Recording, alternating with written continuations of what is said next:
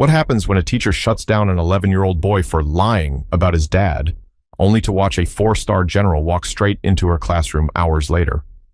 Braxton Morrow never wanted the spotlight, but that morning it landed on him like a weight he couldn't step out of, and it hit him right in the middle of room 12 with 24 pairs of eyes watching. "Braxton, that's enough," Mrs. Jolene Faraday snapped, cutting straight through his quiet voice. "We've talked about making up stories for attention." The room stiffened. Not a gasp, not a whisper, just a sudden tension that made every kid freeze mid-movement. Braxton blinked, unsure if he'd heard her right. He hadn't even finished his sentence. All he'd said was, "My dad came home this morning. He said he might." That's when she shut him down. Mrs. Faraday set her red pen on the edge of her desk, as if the matter was settled. "Please open your reading packet," she said, brushing him aside like he was a distraction. Braxton felt heat crawl up his neck. He wasn't someone who talked much, especially not about his dad. His classmates barely knew anything about him, except that he loved drawing planes in the margins of his homework and that he never caused trouble. But that morning, he'd woken up full of excitement. His father had surprised him by showing up at the door at sunrise in full uniform, boots still dusty from travel. There wasn't a lot that lit Braxton up like that, and now this. He swallowed the lump forming in his throat and slowly closed the notebook in front of him. There was nothing to argue. Arguing would only make it worse. He kept his eyes down, fingers tightening around the edges of the pages. Nearby, Ava Gentry glanced at him with a confused expression, but she didn't say anything. No one did. A boy in the back made a face that said, "She caught him," and a couple of kids traded looks, unsure of what to believe. Mrs. Faraday picked up her pen again. "Page 9, everyone. Let's not waste time." The clock ticked loudly in the silence that followed. Each second felt sharp. Braxton tried to listen as she went over vocabulary, but his mind kept drifting back to that morning, the surprise knock on his bedroom door, the deep voice saying, "Morning, buddy," after months of crackling video calls. His father had promised to stop by the school later, just to see how he was doing. He hadn't announced the time, only said he wanted it to be a small moment between them. But it didn't feel small anymore. Halfway through the lesson, Mrs. Faraday asked a question about the reading passage. Braxton usually raised his hand, not to show off, but because he genuinely liked school. Today, though, he stared at the corner of his desk. The confidence he usually had, quiet, steady, felt like it had slipped out of the room when she called him a liar. "Braxton," she said, pretending she didn't notice he'd shut down. "You usually participate. Anything you'd like to share?" Her tone carried more sting than concern. He shook his head gently. "No, ma'am." "That's unusual for you," she replied, raising an eyebrow in a way that made his stomach twist. "Let me remind everyone, honesty matters in this classroom." A couple of students glanced at him again. This time the looks were different, curious, wondering, doubtful. Braxton pressed his lips together. He wished the floor would open up and swallow him whole. By the time they reached the mid-morning break, the whispers had begun. They weren't loud, but they were enough. "I think he made the whole thing up. He doesn't even talk about his dad." Why would he lie, though? Kids don't always try to be hurtful, but rumors don't need bad intentions to sting. Braxton walked to his cubby, pretending not to hear anything, pretending not to care. But he could feel the eyes. He could feel the shift. He could feel how quickly a room could turn on you when an adult put a label on your name. He moved slowly, trying to make himself smaller, trying to stay unnoticed. He wasn't angry. He just felt something hollow settle in his chest, something that made it hard to meet anyone's gaze. He sat back at his desk as the class returned, his heart beating faster every time he thought about his father coming later. How would Mrs. Faraday react when she saw him? Would she think Braxton had convinced someone to pretend? Would she even believe the truth when it stood in front of her? For now, all he could do was wait. But the day was far from finished, and the next moment, waiting for him would change everything in that classroom. By the time the first lunch bell rang, the story had already twisted itself into something Braxton didn't recognize. Kids didn't wait for permission to talk about what happened. They carried the moment like it was exciting news, passing it from table to table as if they had personally witnessed a scandal. Braxton walked into the cafeteria slowly, tray in hand, eyes fixed on the floor. He hoped he could blend in. He hoped the noise of the room would swallow everything, but the whispers stuck to him like little hooks. He said his dad was coming back from some mission, Mrs. Faraday told him to stop lying. Why does he say stuff like that? He sat at the end of a long white table, placing himself a few seats away from two boys who were already mid-conversation. One of them, Trevor Ansley, looked over as Braxton sat down. Trevor wasn't mean, but he had a talent for repeating stories the way kids repeat jokes, loudly and without thinking. "Hey," Trevor said to the boy next to him, not bothering to lower his voice. "That's him. That's the one who said his dad was coming to school." The boy beside Trevor, a kid named Seth Loring, leaned forward to get a better look. "But Mrs. Faraday said he made it up, right?" "Well, yeah," Trevor replied. "Why would she say that if it wasn't true?" Seth shrugged like the logic was obvious. Braxton kept his head down, moving his food around his tray without really eating. He wished he could disappear. It wasn't the first time a rumor had made the rounds at Crestwood Ridge Elementary. Rumors were practically a sport here, but this time the rumor was about his father, the person he admired the most. Ava Gentry approached the table slowly. She wasn't Braxton's best friend, but she was one of the few people who didn't jump on rumors without thinking. She sat across from him and leaned forward. "Hey," she said gently. "Are you okay?" He tried to smile, but it didn't reach his eyes. "Yeah, I'm fine." "Braxton, people are talking a lot. Maybe you should just say something." "About what?" he asked quietly. She hesitated. "About your dad. Maybe explain it. They don't know anything." He tightened his grip on his fork. "I told the truth." "I know," she whispered, "but they don't get it." He didn't respond. He didn't trust his voice not to shake. At another table, two girls leaned close together. "My mom said people lie when they want attention. Maybe that's what he's doing." "Sounds like it." The weight of everyone assuming the worst felt heavier than the morning itself. He knew his dad, General Rowan Morrow, wasn't someone who talked about his position casually. Even at home, he spoke about his work in pieces, always careful, always controlled. Braxton had learned early not to brag about him, so he didn't mention it to anyone. Not teachers, not classmates, not even the kids he sat with at lunch every day. But today had been special. Today, his father had come home early, earlier than planned, just to surprise him. And Braxton had been proud, really proud. For the first time, he had wanted to share something real. Now he regretted opening his mouth. Ava ate in silence after that, staying close just so he didn't feel alone. Everyone else continued feeding the story like it was entertainment. Meanwhile, Braxton tried to breathe normally, pretending every new whisper wasn't aimed directly at him. After lunch, the playground wasn't any better. Small groups formed near the swings and the hopscotch squares. A couple of kids from another class came by to ask questions, which was nothing more than thinly disguised curiosity. "So, is he really coming to school?" a girl asked. Braxton kept his tone calm. "Yes." "Like, today?" "Yes." "Why?" Before he could answer, Mrs. Quimby blew her whistle in the distance, signaling the end of recess. Braxton exhaled, relieved the questioning was over for now. As the kids lined up, Seth murmured loudly, "He's still pretending." Braxton's shoulders tightened. This whole thing had grown faster than he expected. With every new voice, the room of doubters felt bigger. When they returned to class, Mrs. Faraday acted like the morning never happened. She dove straight into math instruction, her tone brisk and rehearsed. But the adults weren't the problem anymore. The chain reaction she set off was. Braxton tried to focus on long division, but the numbers blurred. All he could think about was the moment his father would walk through those doors. Would people go quiet? Would they apologize? Would anyone believe him then? Mrs. Faraday called out a problem. "Braxton, go ahead and give me the answer." His heart dropped. He looked up slowly. "I didn't get that far." She sighed loudly, the kind of sigh meant for an audience. "You're usually much more prepared. I really hope today isn't another example of you."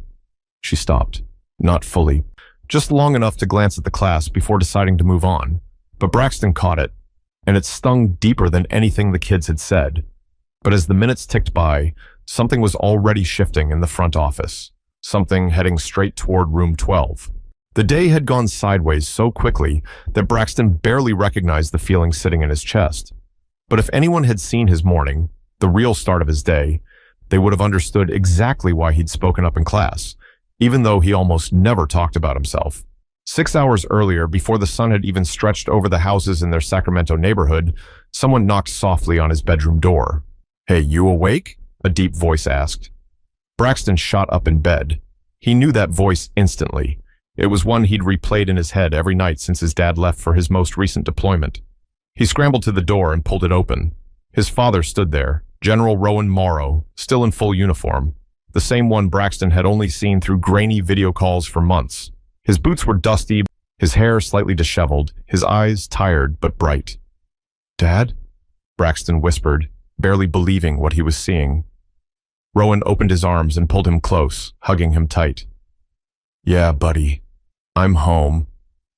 Braxton didn't say anything at first. He just held on, eyes squeezed shut, afraid the moment would disappear if he blinked too long.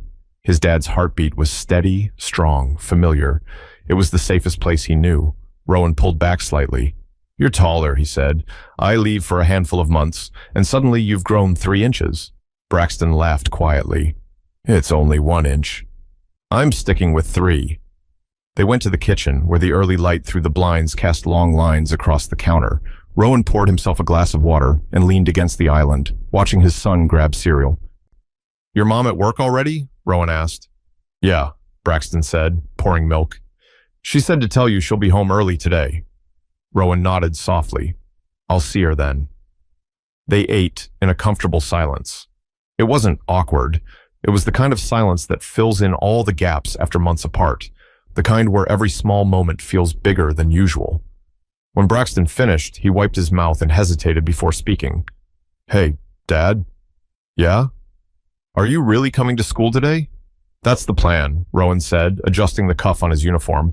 "I want to check in, meet your teacher, see how you're doing. It's been too long." Braxton's eyes lit up. "Can you come before lunch?" Rowan raised an eyebrow playfully. "Trying to show me off, huh?" "No," Braxton replied quickly, then softened. Maybe a little," Rowan chuckled. "I'll stop by sometime this afternoon. I want it to be a surprise." "Okay," Braxton said, but inside he was buzzing. His dad didn't get to visit school much. His schedule was unpredictable, always shifting, always pulling him far from home. Braxton understood it, even if he didn't always like it. But today felt different. Today was theirs. Before they left for school, Rowan placed a hand on Braxton's shoulder. "Hey," he said softly, "I'm proud of you. I know it's hard when I'm away so much, but you've handled it better than most adults I know." Braxton felt his face warm, but this time not from embarrassment. "Thanks, Dad." Rowan tapped him gently on the chest. "And remember, you don't have to hide who I am or what I do. You don't have to brag either. Just be you. That's enough." Braxton nodded. The house felt lighter with his dad home. Breakfast tasted better. Even the bus ride felt easier. He kept glancing out the window, imagining how the day would go when his father stepped through the school doors. But things didn't turn out that simply. By the time he reached room 12, the feeling of confidence he'd begun the morning with was strong enough to make him raise his hand during the class discussion. He spoke carefully, choosing his words, not trying to show off, just sharing something honest. "My dad came home this morning," he'd said, trying not to smile too much. "He said he might..." And then it happened. Mrs. Faraday shut him down before he could finish, before he could explain anything. The same excitement that had filled him just hours earlier drained right out. He replayed that moment as he sat at his desk later, tracing the corners of his notebook with his fingertip. He thought about how his dad would react if he knew. Rowan had always taught him to speak the truth with confidence, even when it wasn't easy. But confidence didn't matter if no one listened. He wondered if maybe he should have stayed quiet. Maybe he shouldn't have tried to talk in the first place. His father had told him not to hide things, but maybe some things were better kept to himself. The clock on the wall clicked toward the afternoon, each minute feeling heavier. And still, he watched the door, waiting for the moment his father arrived. Waiting for something to finally break the weight sitting on his shoulders. But while Braxton waited in silence, Mrs. Faraday was about to get a call that would shift the entire day in a direction no one in room 12 expected. Mrs. Jolene Faraday was not the kind of teacher who liked surprises. She liked structure. She liked control. And most of all, she liked to believe she had a solid read on every kid in her classroom. So when the phone on her desk rang in the middle of her social studies lesson, she paused with clear irritation. She picked it up. "This is Mrs. Faraday." A brief silence. Yes, I see. Well, what kind of visitor? Her tone softened slightly, but her eyebrows pulled together. A parent? Now? The class watched her carefully, though most pretended not to. Braylon Cortez dropped his pencil on purpose just to lean over and eavesdrop. Mrs. Faraday pressed her lips into a tight line. Yes, all right. I'll be there in a moment. When she hung up, she didn't look at the class right away. She straightened a stack of papers that didn't need straightening. She smoothed her blouse as if preparing for something formal. Then she walked to the door, heels tapping sharply against the tiles. I'll be right back, she said. Everyone continue working quietly. Her eyes shifted, almost unconsciously, toward Braxton. He kept his gaze toward his worksheet, pretending he didn't notice her hesitation. The air between them felt thick, like something neither of them wanted to acknowledge. Once she stepped into the hallway, the door clicked shut behind her, and the classroom erupted with low whispers. Maybe it's someone's mom. No, she looked nervous. What if someone's in trouble? Braxton stayed silent. He didn't let himself imagine anything. He didn't want to hope, not after how the day had gone. Out in the hallway, Mrs. Faraday walked with quick, stiff steps. She rehearsed possible scenarios in her mind. Maybe a parent was upset about a grade. Maybe the principal needed help with the substitute in third grade. Maybe the district office sent someone unexpected, but she wasn't ready for what she actually saw when she turned the corner. Principal Howard Rourke stood near the office doors, hands clasped tightly in front of him. And next to him, a tall man in full Air Force uniform, posture straight, presence steady, ribbons lined across his chest with absolute precision. The fluorescent lights overhead reflected off the metal pins on his jacket. He didn't look impatient or angry, just quietly powerful, the kind of person who didn't need to raise his voice to command a room. Mrs. Faraday, Principal Rourke said, clearing his throat, this is General Rowan Morrow. He's here to pick up his son. The world seemed to tilt for just a second. Her voice caught. His son? General Morrow stepped forward, extending a hand. Good afternoon. I understand you're Braxton's teacher. Her hand shook just slightly as she took his. Yes, I am. His grip was firm, confident. He mentioned there was some confusion earlier. Thought it might help if I came by in person. There was no accusation in his tone, no anger, just calm clarity, and somehow that made it worse. Mrs. Faraday's cheeks lost color. She glanced at Principal Rourke as if hoping he'd jump in and explain things for her, but he stayed silent, folding his hands behind his back. She swallowed. Yes, he mentioned something during morning discussion. Rowan waited, giving her space to continue. She didn't. I see, he said. I'm sorry if my arrival is disruptive. I didn't mean to cause any surprise. I simply promised him I'd stop by. His gentleness made her stomach twist. She had assumed the worst. No, she had assumed something beneath even that. She had dismissed him, dismissed his son, dismissed his honesty. She finally found her voice. General Morrow, I wasn't aware that he was telling the truth, he asked, not sharply but quietly enough that she felt the weight behind the words. She opened her mouth to respond, but nothing came out. Her throat closed around the apology forming inside her. He didn't push. Instead, he looked past her, toward the classroom at the end of the hall. May I see him? Principal Rourke nodded. Of course. I'll walk with you. As the three of them stepped down the hallway, a few students from another class peeked around the corner, whispering excitedly. They had no idea what was happening, only that someone important was walking through their school in a uniform they'd only seen in movies. Inside room 12, the class was still buzzing quietly. But the moment the door handle moved, every head turned. The door swung open. General Rowan Morrow stepped inside. Every voice fell silent. Every whisper died instantly. Even the kids who didn't know anything about military ranks could tell this was someone different. Braxton looked up slowly from his desk. His eyes widened, not with fear, but with the unmistakable shock of a dream he thought he'd spoiled. Dad? He breathed. Rowan gave a small, warm smile. Hey, buddy, ready to go? At the front of the room, Mrs. Faraday stood frozen, hands clasped tightly, watching a truth she denied walk right past her. But the moment wasn't done, because what happened next would spread through the hallway faster than any rumor ever had. General Rowan Morrow didn't raise his voice, He didn't need to. The simple act of standing inside room 12 changed the entire atmosphere instantly. Kids who had whispered about Braxton at lunch now sat with their hands folded, eyes wide, pretending to focus on anything other than the man in uniform standing in front of them. Braxton rose from his seat slowly, almost unsure if he was allowed to move. He took hesitant steps toward his father, the same father he'd proudly mentioned hours earlier, right before being shut down. Rowan met him halfway, placing a hand on his shoulder. It wasn't a show of authority.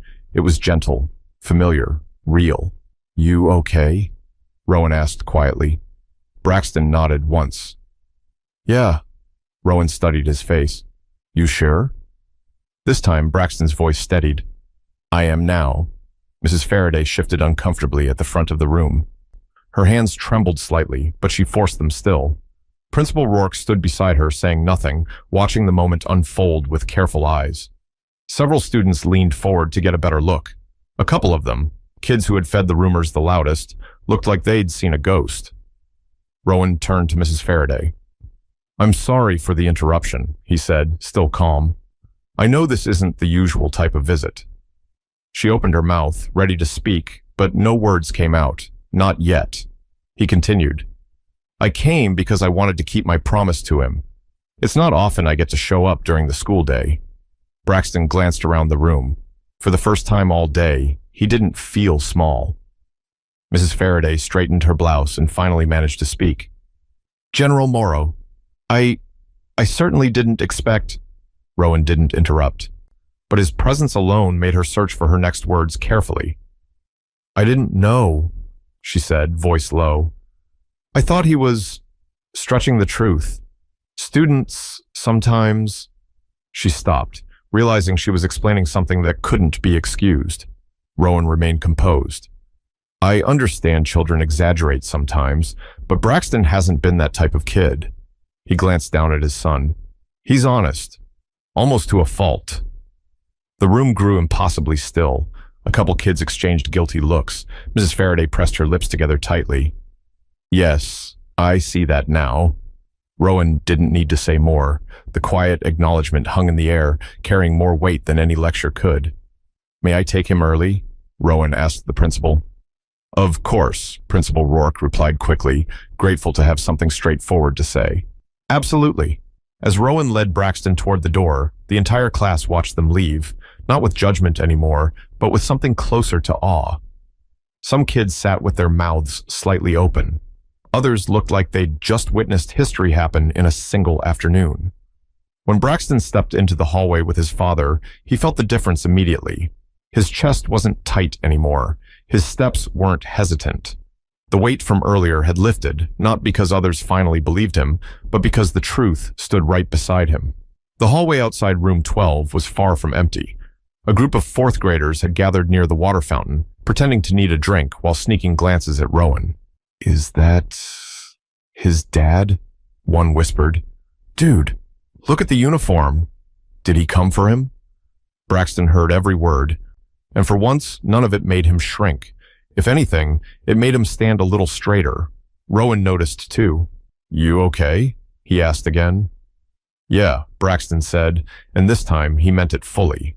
As they walked toward the front office, students from nearby classrooms peeked out. Some teachers stepped into their doorways, unsure whether to intervene or simply observe. A few kids stood frozen, holding folders or backpacks, their eyes glued to the general walking down their hallway. It wasn't fear, it was respect mixed with surprise. Surprise that the quiet kid who rarely talked had a father who commanded a presence like this. Near the office entrance, Mrs. Quimby, who supervised recess earlier, stood with her jaw slightly open. She quickly tried to recover her composure. "Good afternoon, General," she said, offering a quick nod. "Afternoon," Rowan replied politely. Braxton didn't miss the way her expression softened when she looked at him. It wasn't pity, it was realization, recognition, a quiet apology without words. Inside the office, Ms. Delgado, the receptionist, nearly dropped her stapler when she looked up. "Oh, hello, welcome." Rowan smiled gently. "Just signing him out." "Of course," she said, fumbling for the clipboard. "Here, right here, take your time." While Rowan filled out the form, Braxton stood beside him, watching the pen glide across the paper. "Dad," he said softly. "Yeah? I didn't lie." Rowan paused, set the pen down, and crouched slightly to look him in the eyes. "I know you didn't," he said. "And now they know too."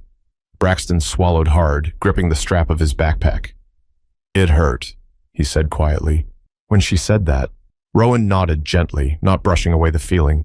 "I know. But sometimes people assume things before they give the truth a chance. What matters is, you stayed honest." Braxton breathed out slowly. Some knot inside him loosened. They stepped back into the hallway, ready to leave. Behind them, a few students from earlier still stared, whispering in stunned confusion. Not harmful now, just amazed.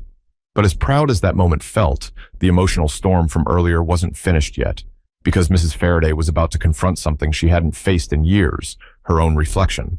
The hallway slowly emptied once General Rowan Morrow and Braxton stepped outside. But back in room 12, the silence clung to every desk and every corner like something heavy that refused to lift. Mrs. Jolene Faraday stood at the front of the class, staring at the door long after it closed. She felt the eyes of her students on her, curious, confused, waiting for her to say something, anything.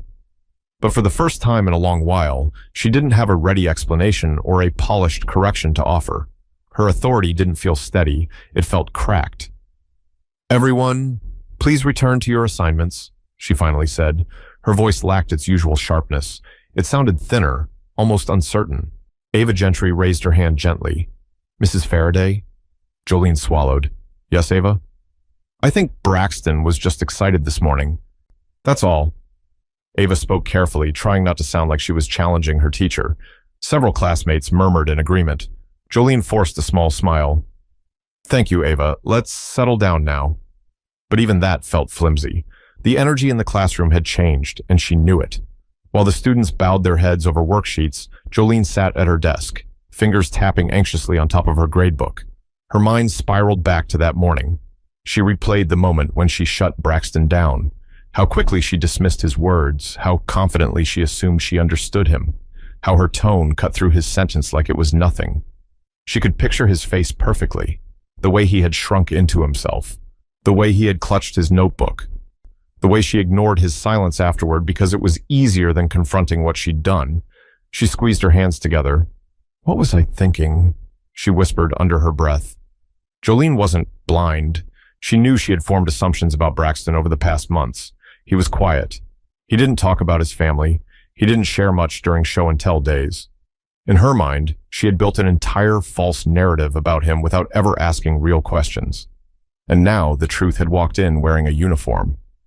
Her heart thudded painfully. She wasn't proud of the picture forming in her mind.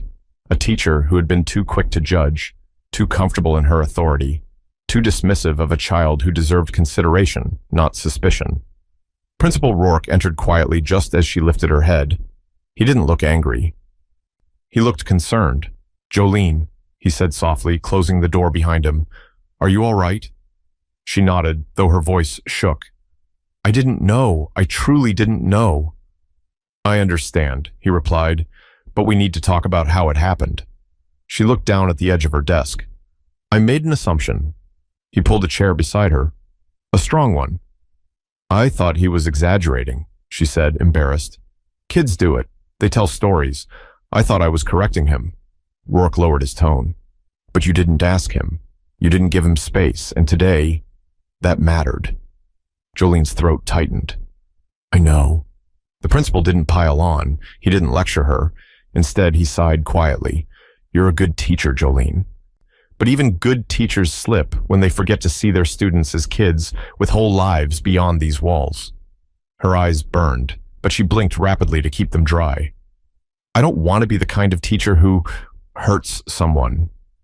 "I don't think you meant to," he said gently. "But intent doesn't erase impact." She breathed in shakily. "I need to fix this. I need to apologize to him." "You'll get that chance," Rourke said. "But don't just apologize. Reflect. Ask yourself what made you jump to that conclusion." She nodded slowly. Outside, the last bell of the day rang. Students began packing their bags, eager to leave. A few kids shot hesitant glances her way, uncertain of their teacher now, unsure how to behave around her. Trust was delicate, and hers had taken a hit. After dismissal, Jolene walked through the empty classroom, picking up stray pencils and eraser pieces just to keep her hands busy. The room felt too quiet now, too revealing. She thought about Braxton walking down the hall next to his father, a man who carried himself with quiet strength. She thought about how small Braxton must have felt being doubted, and how big the moment must have been when the truth stepped in. She felt a knot of guilt settle deeper. Later, in the parking lot, she saw Rowan and Braxton walking toward their car. She wanted to call out, say something, anything, but she froze. Her voice didn't feel ready. Her apology didn't feel complete yet. Rowan opened the passenger door for Braxton before circling around to the driver's side. He spoke to his son as they got in, his tone casual and warm, as if the earlier hallway spectacle was just a footnote in their day. Jolene watched them pull away, her hands gripping her bag straps tightly. She wasn't proud of her actions, but she also wasn't going to ignore this. She would confront it. She would own it. This wasn't just about one moment or one student. It was about the kind of person she wanted to be in her classroom. But while Jolene battled her thoughts alone, the drive home with his father became a moment Braxton would carry with him for years. The car ride home started quietly, but not the uncomfortable kind of quiet. It was the kind that gave space to breathe after a long day. Rowan kept one hand on the wheel as they drove through Sacramento's late afternoon streets, sunlight bouncing off store windows and passing cars. Braxton sat beside him, backpack on the floor, fingers tapping lightly against his jeans. "You hungry?" Rowan asked casually, eyes still on the road. Braxton shrugged. "A little. Want to grab something before we head home? There's that sandwich place you like near Florin Road." Braxton let out a small exhale that almost sounded like a laugh. Yeah, that's fine." Rowan glanced at him briefly. "You sure you're okay?" Braxton leaned his head back against the seat. "I didn't think anyone was going to believe me." "I know," Rowan said. "I could tell. She didn't even let me finish," Braxton whispered. "It felt like she decided I was lying before I even said anything." Rowan's face tightened, not with anger, but with something heavier. "That shouldn't have happened." "You weren't mad?" Braxton asked. "Oh, I was definitely mad," Rowan replied, letting out a small breath. "But walking into that classroom angry wouldn't have helped you. Sometimes the best way to make the truth clear is to let it stand on its own." Braxton thought about that. His dad wasn't the kind of man who barked orders at home. He didn't shout. He didn't stomp around. He carried himself in a way that made people listen without him having to raise his voice. Seeing him walk into room 12 earlier felt like watching a mountain move. "What did she say to you?" Braxton asked. "She didn't say much," Rowan said, "but she understood what happened. People don't always admit their mistakes out loud, but they feel them." Braxton let that sink in. He pictured Mrs. Faraday standing by the door, speechless. The shock on her face, the way her confidence drained the second she realized what she'd done. "I don't want her to be in trouble," Braxton said suddenly. Rowan looked over again. "You're thinking about her right now?" Braxton nodded slowly. "She was wrong, but I don't want her to feel awful." Rowan smiled gently. "You've got a good heart, but correcting someone doesn't mean punishing them. It just means helping them see what they didn't before." Braxton took a deep breath. The knot inside him, the one that had twisted tighter from the moment Mrs. Faraday dismissed him, had loosened, almost gone taut. Rowan pulled into the small parking lot of the sandwich shop, the same place they always went after big moments, good or bad. He turned off the engine but didn't open the door yet. "Let me tell you something important," he said, turning toward his son. "You can't control what people think about you, but you can control who you are. And today, you stayed honest, even when it hurt. That matters." Braxton looked down at his hands, absorbing every word. "And another thing," Rowan continued, "your voice has value. Don't let someone take that from you because they made a wrong assumption. You don't shrink to fit someone's mistake."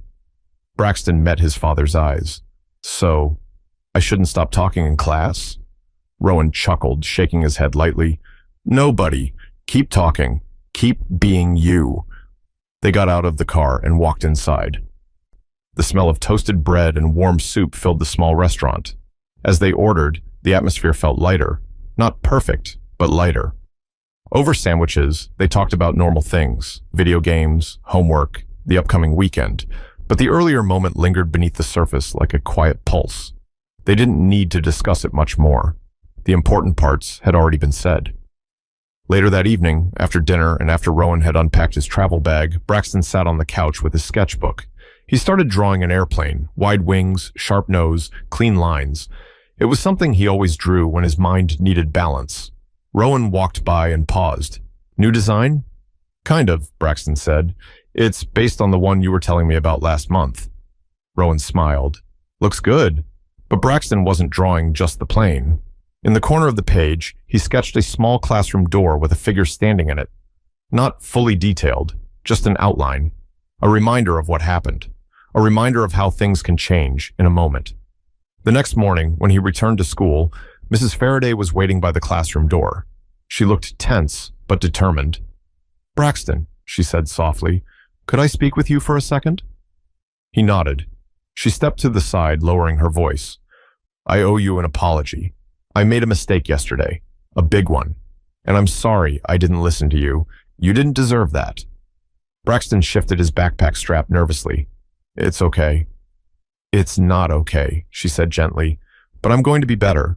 You have my word." He studied her face. This time she meant every word, not because his father had shown up, but because she had reflected on her actions. "Thank you," he said quietly. She smiled with a mix of gratitude and regret. "Ready for today?" "Yeah." Braxton walked into room 12 feeling lighter than he had in days. Students glanced at him, some apologetic, some embarrassed, some simply curious. But no one whispered this time. People can change. People can learn, even adults. And Braxton learned something too, that truth has a way of standing tall, even when someone tries to knock it down. And sometimes, all it takes is one moment, one person, to reveal it.